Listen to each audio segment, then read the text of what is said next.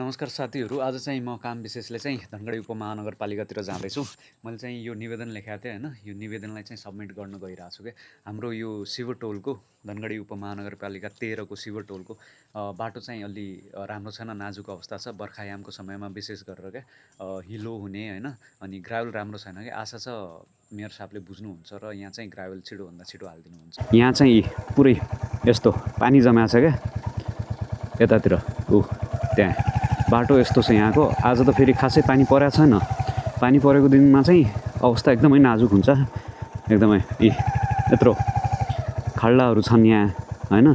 अब यो क्यामेरामा action camera हुनाले खासै देखिँदैन, तर फोटो खिच्यो भने चाहिँ यसको बवाल देखिन्छ क्या।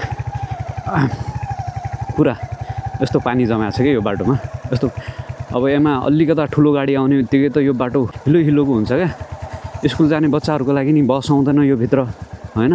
अब भ्यानहरूलाई नि गाह्रो हुन्छ क्या, फस्छ होइन। अब उनीहरू आउन मान्दैनन्, अभियसली उनीहरूको गल्ती होइन। रोड नै त्यति राम्रो छैन यहाँको भनेपछि आउनु गाह्रो हुन्छ नि त।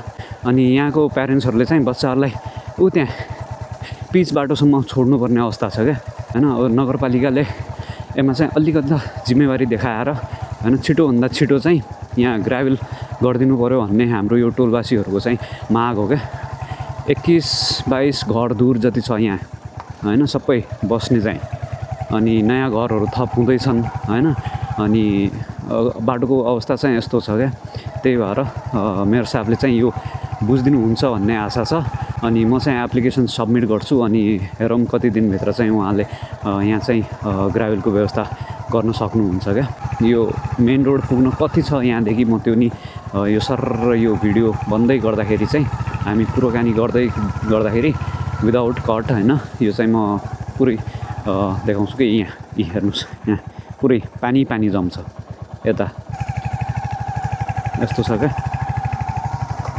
बवाल छ नि बाटो। हिलो छ त होइन। यस्तो अवस्था छ यहाँ, त्यहाँदेखि होइन यहाँसम्म चाहिँ। अब यहाँसम्म चाहिँ बच्चाहरूलाई काठ लगाएर ल्याउनु पर्ने हुन्छ।